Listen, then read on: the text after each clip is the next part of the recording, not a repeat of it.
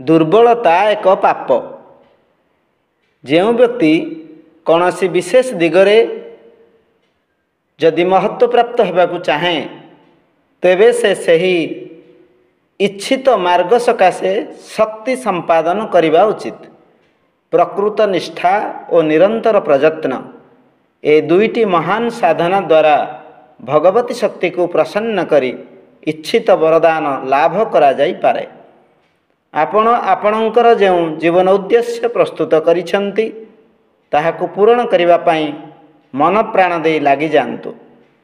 निद्रा बा जाग्रत अवस्था रे से संपर्क रे चिंता विचार करंतु एवं आगकु मार्ग खोजी चलंतु।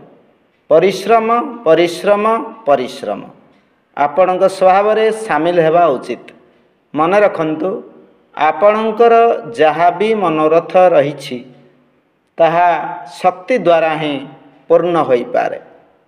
एपाख सेपाख अनाई किछि लाभ नाही। पुरुषार्थी पवित्र होइथाए एवं पवित्र कार्य करिथाए। श्रेष्ठ बल सकाशे उत्तम पोषण और उत्तम कार्य कर। सतत परिश्रम करुथिबा व्यक्ति को अनेक दिगरु जस प्राप्त होइथाए। ए संसार रे आपण जेउठी अछंती जेउ परिस्थिति रे अछंती जीवन रा कौनसी क्षेत्र रे अग्रसर हेउछंती तो शक्ति अर्जन करंतु। एही संसार रे दुर्बलता सबुठारु बड़ पाप।